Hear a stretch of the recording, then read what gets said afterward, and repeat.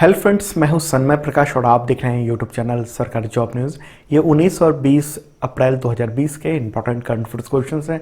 शुरू करते हैं और पहला क्वेश्चन है, भारत ने एफडीआई के नियमों में कितने देशों के लिए बदलाव किया है? इंपॉर्टेंट क्वेश्चन है ये। इसका आंसर होगा भारतीय सीमा से जुड़े सभी देश। ओके, देखिए सरकार ने एफडीआई पॉलिसी 2017 के पैरा 3.1.1 में संशोधन किया है। ओके, और ये खासतौर पर चीन को ध्यान में रखकर किया गया है। अभी आपने देखा होगा, मैंने पहले बताया भी था कि खबर आई थी कि पीपल्स बैंक ऑफ चाइना ने एचडीएफसी लिमिटेड में उसके 1.01% शेयर खरीद लिए। ओके, हालांकि कुछ शेयर काफ़ी पहले खरीद लिए थे और कुछ शेयर मार्च में उसने खरीद ली। तो पीपल्स बैंक ऑफ चाइना जो है वो चाइना का एक तरह से आरबीआई है, जैसे इंडिया का आरबीआई है वैसे ही हुआ। ओके, तो जैसे ही ये न्यूज़ सामने आई तो लोग चिंतित हो गए, सरकार भी चिंतित हुई और ये डर लगा कि कोविड-19 की वजह से जो तमाम बहुत सारी इंडियन कंपनियों के जो शेयर गिर गए हैं, वैल्यूएशन गिर गया है, तो अगर चीन की सरकारी कंपनी या वहाँ की कोई भी कंपनी हिस्सेदारी ले लेती है तो इससे इंडिया की जो डिसीजन मेकिंग कैपेसिटी है उस कंपनी की, उस पर इफेक्ट पड़ेगा। ओके, लेकिन यहाँ मैं आपको बता दूँ कि एचडीएफसी में एफपीआई था, न कि एफडीआई था। ठीक है, इसको मैं क्लियर कर देता हूँ आपको कि एचडीएफसी में एफपीआई क्या था और ये दूसरे में एफडीआई क्या होता है। दरअसल दो तरह से विदेश से निवेश भारत में आता है। ओके, ये थोड़ा डिटेल बता रहा हूँ, हल्का सा समझ लेना, आपके समझ में आ जाएगा। एफपीआई होता है, उसका फुल फॉर्म होता है फॉरेन पोर्टफोलियो इन्वेस्टमेंट। अगर कोई विदेशी कंपनी या व्यक्ति भारतीय कंपनी में 10% से कम इन्वेस्ट करता है तो वह एफपीआई होता है, और ये 1 साल या 5 साल या 6 साल के लिए होता है, कम अवधि के लिए होता है। और शेयर के दाम जैसे ही बढ़ते हैं तो वो बाहर की जो कंपनी जिसने इन्वेस्ट किया हुआ है वो पैसे निकाल लेते हैं। देखिए 11 देशों से आने वाले एफपीआई की निगरानी सेबी करता है, जिसमें चीन भी शामिल है। ओके, और एफडीआई क्या है? एफडीआई है फॉरेन डायरेक्ट इन्वेस्टमेंट, जिस पर सरकार ने ये फैसला किया है। ओके, तो अगर कोई विदेशी कंपनी या व्यक्ति भारतीय कंपनी में 10% या उससे अधिक इन्वेस्ट करता है तो उसको एफडीआई कहते हैं, फॉरेन डायरेक्ट इन्वेस्टमेंट, और ये लॉन्ग टर्म इन्वेस्टमेंट माना जाता है। मतलब एक तरह से कंपनी में उसकी अथॉरिटी बढ़ जाती है, डिसीजन मेकिंग पावर उसमें आ जाती है। तो ये जो एफडीआई के नियमों में जो बदलाव किया गया है तो किसने किया है? तो ministry of commerce and industries ने किया। ओके, तो इससे क्या बदलाव हुआ है? बदलाव ये हुआ है कि इस वक्त जो शेयर के दाम गिरे हुए हैं तमाम कंपनियों के कोविड-19 की वजह से, तो कोई दूसरा देश यानी भारत की सीमा से जुड़ा हुआ जो देश हैं बहुत सारे, वो अगर इन्वेस्टमेंट करना चाहते हैं तो पहले उनको सरकार से परमिशन लेनी होगी, और ये कोविड-19 की वजह से हुआ है। और जो पहले नियम थे उसके मुताबिक पाकिस्तान और बांग्लादेश को छोड़कर सभी देश जो है वो सीधे इन्वेस्टमेंट कर सकते थे यहाँ पर। लेकिन अब बदलाव किया गया है कि भारतीय सीमा से जुड़े देश को अनुमति लेनी होगी। तो कौन कौन से देश हैं ऐसे? तो बांग्लादेश हो गया, चाइना हो गया, पाकिस्तान हो गया, नेपाल, म्यांमार, भूटान और अफगानिस्तान, तो ये सारे देश हो गए। तो बेसिकली ये कह दिया गया है कि 10% या उससे ऊपर का अगर शेयर लेना है तो आपको अनुमति लेनी होगी। 10% से कम अगर लेना है तो कोई अनुमति की जरूरत नहीं होगी, उसके लिए सेबी देखेगा। ठीक है, तो हो सकता है आगे दूसरे बैंकों में, दूसरे सेक्टर में देखने को मिले कि पीपल्स बैंक ऑफ चाइना जो है एफपीआई के थ्रू कुछ शेयर वो ले लें। ओके, मुझे लगता है बातें समझ गए होंगे आप। आगे बढ़ते हैं और अगला क्वेश्चन लेते हैं। किस देश ने 14,690 फीट ऊंचे माउंटेन मैटर हॉर्न पर्वत पर रोशनी से इंडिया का तिरंगा बनाया? अब ये सवाल है कि ये पर्वत कहाँ पर, ये माउंटेन कहाँ पर है? ये इंपॉर्टेंट क्वेश्चन है, अगले एग्जामिनेशन में बहुत उम्मीद है आने की। इसका आंसर होगा स्विट्जरलैंड। ओके, कब ये तिरंगा रोशन किया गया? तो 18 अप्रैल को बीम लाइट के जरिए किया गया, और कोरोना के खिलाफ एकजुटता दिखाने के लिए ये माउंटेन मैटर हॉर्न पर 24 मार्च से हर दिन अलग अलग देशों के झंडे वहाँ पर दिखाए जा रहे हैं। तो भारत का भी झंडा यानी तिरंगा की रोशनी वहाँ पर की गई और एक तरह से तिरंगा वहाँ लग रहा था कि लहरा रहा है। ओके, और ये जो माउंटेन है वो स्विट्जरलैंड का सबसे ऊंचा पर्वत है। आगे बढ़ने से पहले आपको बता दूं कि इसका पीडीएफ भी आप डाउनलोड कर सकते हो नोट्स के साथ। वीडियो खत्म होने से ठीक पहले मेरे बगल में डाउनलोड का लिंक आ जाएगा, या डिस्क्रिप्शन से भी आप नीचे डाउनलोड कर सकते हो। नीचे डिस्क्रिप्शन में मैंने लिंक दे दिया है। अगला क्वेश्चन है, आरबीआई ने अप्रैल 2020 में किस बैंक का लाइसेंस रद्द कर दिया? ये भी इंपॉर्टेंट क्वेश्चन है।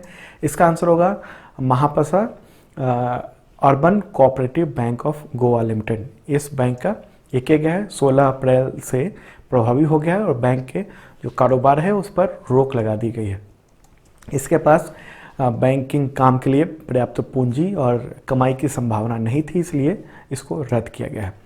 नेक्स्ट क्वेश्चन है, विश्व धरोहर दिवस कब मनाया जाता है? World heritage day. आंसर होगा इसका 18 अप्रैल।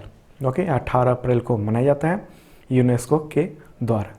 नेक्स्ट क्वेश्चन लेते हैं, टीवीएस ने ब्रिटेन की 122 साल पुरानी किस बाइक कंपनी का अधिग्रहण कर लिया है? इंपॉर्टेंट क्वेश्चन ये। आंसर होगा नॉर्टन। Okay, Norton.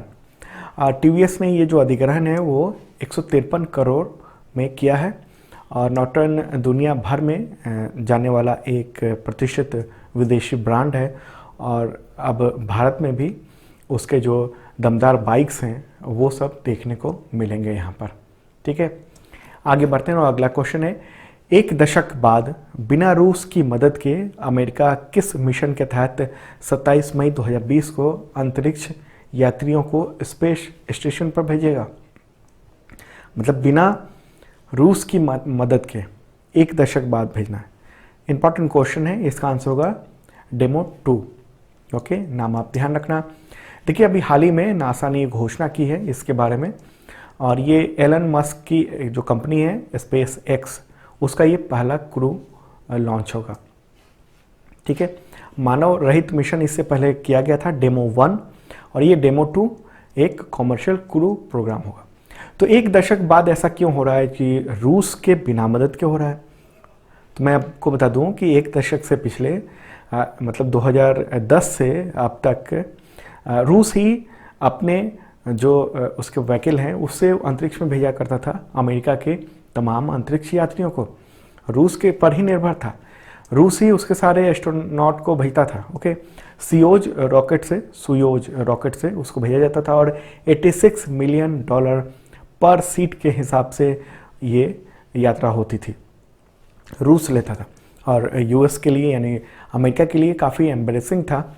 एक दशक तक रूस की मदद से उसके एस्ट्रोनॉट जो हैं वो अंतरिक्ष में गए। तो देखिए नासा कैसे डिपेंडेंट हो गया रूस पर। 2004 की बात है, उस वक्त वहाँ के जो प्रेसिडेंट थे उन्होंने ये कहा कि US space shuttle programme outdated हो गया। शटल था, आप फोटो में देख रहे हो, वो जाता था। तो अब नए प्रोग्राम की ज़रूरत है, यानी सीरीज ऑफ रॉकेट की ज़रूरत है और बेहतरीन रॉकेट के थ्रू उसको एस्ट्रोनॉट जो हैं उनको भेजा जाएगा। और ऐसा 2010 से होना था, लेकिन यूएस गवर्नमेंट ने फंड देने में काफ़ी देर कर दी और डिले हो गया 4-5 साल। तो 2010 के बाद से स्थिति वहाँ ऐसी थी नहीं कि वो खुद भेज पाए नासा, इसलिए उसने रूस के सुयोज रॉकेट की मदद ली और उसी से वो भेजता रहा, डिपेंडेंट हो गया था। लेकिन इस दौरान क्या किया नासा ने कि कॉस्ट कटिंग को देखते हुए बोइंग और स्पेस एक्स कंपनी से कहा कि वो ऐसे रॉकेट और कैप्सूल को तैयार करे जिसमें अंतरिक्ष यात्री को भेजा जा सके। $8 बिलियन की रकम इन कंपनियों को मिली थी और सबसे ज़्यादा रकम जो मिला था वो बोइंग को मिला था, उससे कम मिला था इनको एलन मस्क की कंपनी स्पेस एक्स को। तो उसने स्पेस एक्स ने सफलता पाई और अब 27 मई 2020 को ये रॉकेट लॉन्च होगा। रॉकेट का नाम है फाल्कन 9। ओके, और इसमें जो कैप्सूल होगा उसका नाम है ड्रैगन कैप्सूल। ओके, और इसी में अंतरिक्ष यात्री आएंगे, इस तरह से दिखेंगे, मॉडर्न स्टाइल में वो दिखेंगे, पहले की तरह नहीं दिखेंगे। ओके, चलिए आगे बढ़ते हैं और अगला क्वेश्चन लेते हैं। कोरोना वायरस के सभी मरीजों को ठीक करने की घोषणा किस राज्य ने की है अभी हाल ही में? ऐसा अलग बात है। इसका आंसर होगा गोवा।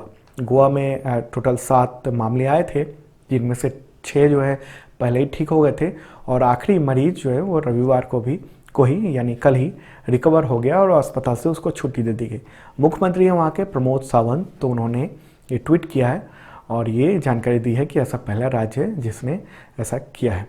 और गोवा में आपको बता दूं कि 3 अप्रैल के बाद कोई भी नया कोरोना का मरीज नहीं आया है, तो एक तरह से लॉकडाउन का वहाँ पर अच्छा असर देखने को मिला है। अगला क्वेश्चन है, डाक कर्मियों को ड्यूटी पर कोरोना वायरस से मौत होने पर कितने रुपए के मुआवजे का ऐलान संचार मंत्रालय ने किया है? इसका आंसर होगा 10 लाख रुपए। ओके, नेक्स्ट क्वेश्चन है, पोकर स्टार्स इंडिया ने अपना नया ब्रांड एम्बेसडर किसे नियुक्त किया है? आंसर होगा महेंद्र सिंह धोनी। ओके, और इससे पहले कौन थे उसके एम्बेसडर? तो वो थे brand ambassador Nawazuddin Siddiqui. Okay, अगला क्वेश्चन है, credit rating agency care ratings ने अजय महाजन को कितने वर्ष के लिए कंपनी का नया एमडी और सीईओ नियुक्त किया है? आंसर होगा 5 साल। ओके, 5 साल के लिए उनको नियुक्त किया गया है, अजय महाजन, इनका नाम ध्यान रखना। अगला क्वेश्चन है, भारतीय रेल का स्थापना दिवस कब मनाया जाता है? आंसर होगा 16 अप्रैल। देखिए 16 अप्रैल 1853 को देश में पहली बार रेलगाड़ी चली थी मुंबई में बोरी बंदर से ठाणे तक। ओके, मुंबई में। अगला क्वेश्चन है, आदिवासी नेता सहारे ओरम का निधन हुआ है, तो किस राज्य से थे?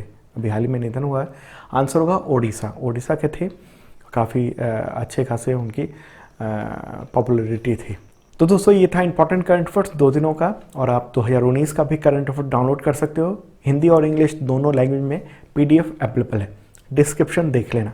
और हाँ, अभी जो आप देख रहे हैं करंट अफेयर्स आज का, तो उसका पीडीएफ मेरे बगल में अवेलेबल हो गया है, क्लिक कीजिए, डाउनलोड कर लीजिए, वरना लिंक गायब हो जाएगा। डिस्क्रिप्शन में भी मैंने लिंक दे दिया है, वहाँ भी देख सकते हो। और जिन लोगों ने सब्सक्राइब नहीं किया ज़रूर करना, साथ में बेल आइकन दबाना मत भूलना। कल मॉर्निंग को मिलेंगे।